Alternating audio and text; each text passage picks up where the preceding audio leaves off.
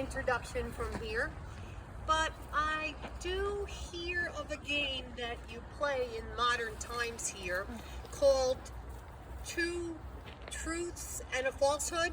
Has anybody ever heard of it? Well, I always love a rousing game, so I'm going to invite you to play with me. What I'm going to do is tell you 3 facts about myself, and you have to pick which one is the falsehood. So, fact number 1. My father spent 4 years in prison. Fact number 2. I have 8 middle names.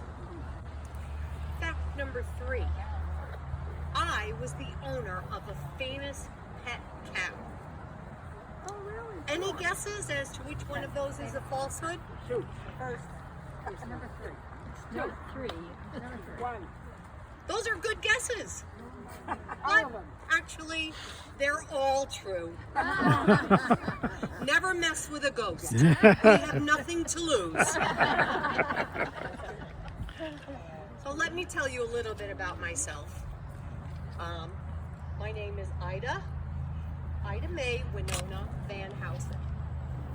I was born in 1863 to John VanHousen and Isabella Graham, which is one of these gravestones up here. Now, as far as I know, my parents were never married. So, of course, I was never told the details, but I do suspect that my father had a little dalliance with Isabel because she was his housekeeper. And that's where I came from. And I do have 8 middle names. But it was very tedious trying to remember all that, so I just chose to keep May and Winona as my middle names. So my mother and I lived on a farm with our grandparents, John Graham and Isabel Gose from Scotland. They came to America and eventually to Bath in 1890, where they bought 154 acres of land, which became known as Graham Farm. So here's an interesting story that I like to tell about my grandmother. My grandmother loved to garden. The log house that was on the property where my mother and myself grew up was always surrounded by beautiful gardens and beautiful flowers. Well, one day my grandmother was digging in the dirt, which she loved to do, and she lost her wedding ring. She searched for hours and hours and hours and was never able to find it. Now, fast forward to 1935, where I was still on the farm and we had torn down the original log house, but we were in need of a new hen house. So, lo and behold, when we were painting the new hen house, we found the ring. I took it to the jeweler's, and sure enough, it was a beautiful, solid gold wedding ring. And I still keep it on my finger today. My mother was a wonderful, kind person. Wonderful. In fact, there's a story that she had helped Andy Thomas, who was a former slave, by encouraging him to build a cottage on our farm down by the river. And so he did. He built his cottage. He also built a catwalk across the river. So he lived out his days fishing and working on farms on both sides of the river until he died in 1904. Now, I like to think that I got my kindness and my independent nature from my mother. Now, my father, I don't know that much about him, although I did hear of his antics. In 1868, I was 5 and living on the farm with my mother. My father was, did I already tell that story? No, I lost track. Did I tell this story, what my father did? No. No, oh, thank you, okay. So my father was arrested and charged with forging and passing Schuyler County bonds. He spent 4 years in the state prison in Auburn. Now, he came out in 1872 and picked up where he left off. My father was the president of Steuben Wine Company, which became very successful and had one of the largest stores of its kind in the USA. Now, I did mention before that my mother and father never married. Well, my father was married before that. In 1854, he married Charlotte Torrey.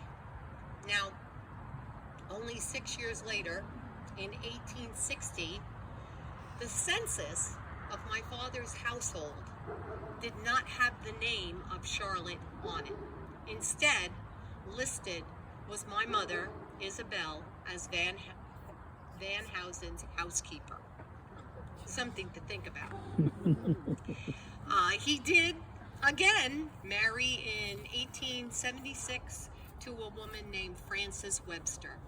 And that is the summary of everything I know about this man who really I hardly knew at all. So, I guess at this point, talking about marriage, I will tell you about mine. I don't really like to think about it, and I don't like to speak about it. I married a horrible man, John W. Davis. And I tell you, after 3 years of spending time with that man and his ungovernable temper, I walked right out of there and never looked back on that marriage again. Bravo, all right. Yeah, so I don't like to talk about it, but if you have any interest, I have to say that the Corning Journal did write an article entitled "A Woman Who Can Sass Back." Now, I'm not proud of my marriage at all, but I am proud of the title that they gave me.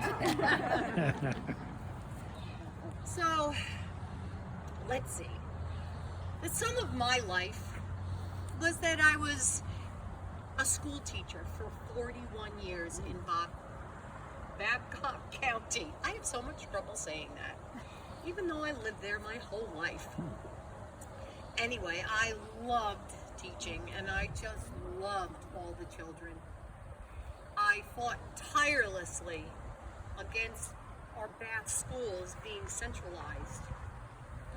I voiced my opinion ferociously, all the way up to the doors of the State Legislative Commissioner of Education. I told them, our little red schoolhouses are the answer to the farmers' pleas for lower taxes. And the children, the poor children, if they had to travel to schools that were quite a distance away, they would not be getting an education because the farmers were not going to be able to transport them to these schools. Well, as you know, my arguments were in vain. So, there was nothing I could do about it. But I do have to say that my little red schoolhouse from Babcock Hollow is today at the Steuben Fairgrounds, and you can go and visit it. And when you go, make sure that you notice the stone marker for Queen Victoria right in front of it. Do you know who Queen Victoria is? That's right. Well, let's start at the beginning, which of course I don't mind because I love a good story. In fact, after I retired from teaching and I lived out my life on the farm, that's what I did. I wrote stories and articles for the area newspapers. I wrote stories about the families in the area, in Babcock County and Lake Salubria, and just people on the river. I became known as quite an expert of local history. So eventually, all of those stories were compiled along with about 100 sketches that I made of the local families on the river into a book called A History of Bowlby District. And I was very proud of that. Of course, now I'm getting off track, I'm sorry. Back to my mother's kindness. So yeah, my mother was really kind, and I do believe that that's where I got my kindness for. When my mother died and I was all alone on the farm, I bestowed my kindness on my animals. I just loved those critters. And in particular, there was a cow, a very special cow. My mother had tamed her, and we named her Queen Victoria because she was born on May 4th, just like the Queen. She was really amazing, and I cared so much for her.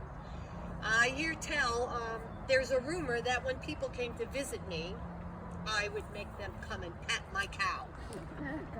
I did care for her, and in fact, I provided a $700 trust fund so that she could be buried in the pasture overlooking Cohocton River, which is where she loved to wander.